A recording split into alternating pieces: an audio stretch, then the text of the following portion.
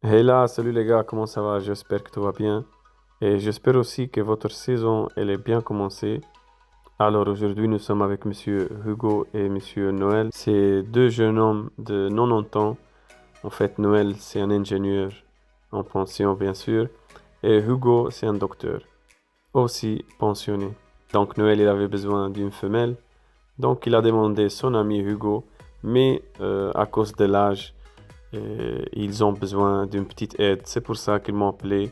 Et moi, bien sûr, je le fais avec grand plaisir. Et c'est pour voir aussi effectivement s'il y a des couples ou bien il y a trop de mâles ou bien des femelles. Et ça, on va le voir ensemble. Et en même temps, je pensais de faire cette vidéo pour vous. Comme ça, on partage l'installation de Hugo. Une installation très simple, comme vous voyez ici. Très belle folière avec des arbres, etc. Et on va voir ici le méthode de Hugo. Vous voyez la petite porte là. Ça s'ouvre avec une corde comme vous voyez ici. Et l'oiseau il rentre. C'est une petite place couverte. Simple. Il n'y a pas de chauffage, il n'y a rien. Mais c'est juste une petite chambre couverte. Voilà. Parce que dans l'hiver, quand même, il fait parfois ici moins 10 degrés. Ça peut arriver des fois aussi des journées avec beaucoup de vent. C'est pour ça qu'il utilise cette méthode pour faire rentrer l'oiseau. Mais Hugo, il utilise un truc pour le faire rentrer qu'on va voir à la fin de la vidéo. Un truc très sympa, très simple. Parce que bien sûr, comme vous voyez, ils sont dans un grand volière. Mais la nuit, ou quand lui, il veut, il doit rentrer. Donc, il doit faire rentrer l'oiseau dans la petite porte. Et on va voir ensemble à la fin comment Hugo, il fait ça. En fait, il a habitué l'oiseau avec cette méthode. Vous avez vu ici un couple de classiques, la femelle, elle a trouvé la place là-bas. En fait, il n'y a pas de ni plastique ou quelque chose comme ça, c'est juste euh, des feuilles, une plante qu'elle est là et elle a choisi l'endroit. Elle va faire son nid là-bas. Vous voyez le mâle, il est toujours là, contrôlé, regardez qu'est-ce qui se passe. Et elle rentre toujours pour voir est-ce que c'est une bonne place ou non. Parfois, les gars, elle fait même le nid et elle va changer l'endroit parce que à la dernière minute, elle a pas aimé quelque chose ou elle sent quelque chose, ça va pas. Elle va faire le nid dans une autre place. Ça arrive aussi. Mais une chose certaine dans la volière, le mâle, il est toujours derrière elle, toujours contrôlé. S'il y a quelqu'un qui vient pour défendre, on va dire. Parfois, c'est même un test de la femelle pour voir le mâle, est-ce qu'il est capable ou non. Parce que elle va rester après dans le nid et lui, il doit toujours être là pour défendre et pour se montrer qu'il est toujours disponible, même pour donner à manger quand elle reste dans le nid. Comme vous avez vu, il a, il est resté tout le temps à côté d'elle. Elle, il regarde lui et ça, c'est un couple bien formé. La femelle, elle a beaucoup confiance et lui, il fait son travail. Chaque oiseau qu'il vient, et lui, il le dégage, comme vous avez vu. Et voilà, ça, c'est en fait un couple bien connecté. Voilà, ici, maintenant, on va rentrer pour voir la petite chambre. C'est rien de spécial, c'est juste une petite volière à l'intérieur et fermée.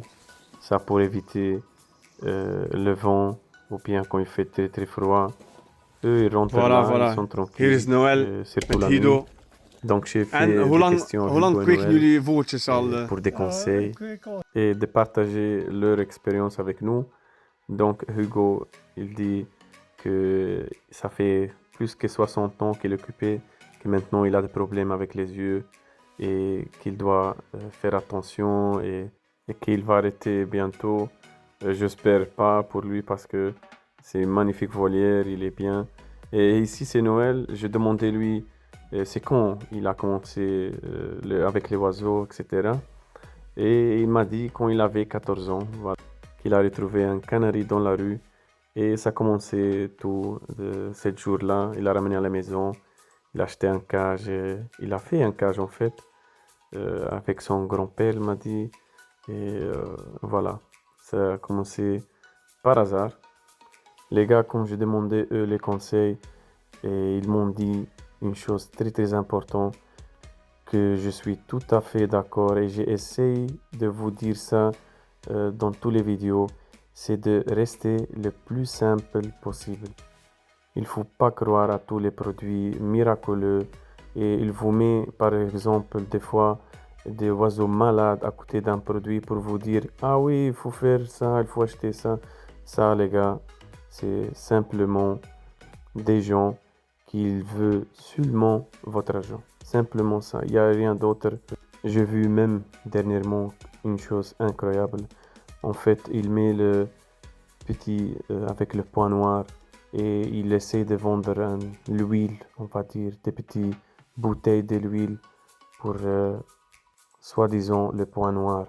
Le grand problème ici, c'est que eux, ils jouent avec votre psychologie. Vous êtes en difficulté, vous voulez la solution.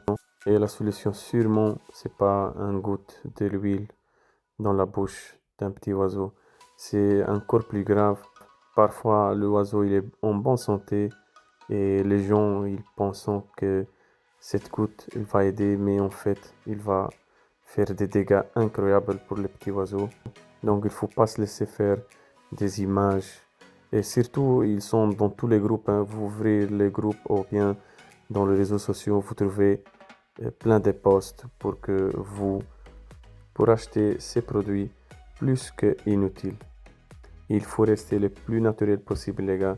Bien sûr, quand vous avez des morts dans le nid, etc., il y a quelque chose que ça va pas. Et votre petit oiseau, il ne mord pas à cause du point noir, il mord à cause des bactéries. Et ça, c'est un discours que je ne vais pas ouvrir maintenant parce que ça va prendre vraiment même des heures. Imaginez-vous, j'ai 3 vétérinaires et tous les 3, ils pensent différents à cet argument de point noir, voilà. Donc il faut se bien concentrer dans la base, les gars. L'hygiène, l'alimentation et la sélection. Il n'y a rien d'autre. Tous les produits, je suis pas contre. Je suis pas contre. Il y a des produits qu'il peut aider, mais c'est des suppléments. Et la parole elle-même, elle dit ça. C'est quelque chose supplémentaire. Donc d'abord la base et après on peut faire quelques petits suppléments. Et je vais vous dire une chose très très importante les gars. Aucun supplément est indispensable. Aucun. Mais les 3 que je viens de vous dire, celui-là oui. L'hygiène, l'alimentation et la sélection. Si tu enlèves un de ça, tout va tomber. Donc tu vas jamais faire un élevage comme il faut. Et comme il vient de dire Noël et Hugo, restez simple. La simplicité les gars. Parce qu'à la fin de compte, on parle toujours d'un petit oiseau de 10 grammes les gars. Il faut jamais oublier ça les gars, ok? Parce que je sais très bien que vous voulez faire de bien à votre oiseau, ça c'est normal.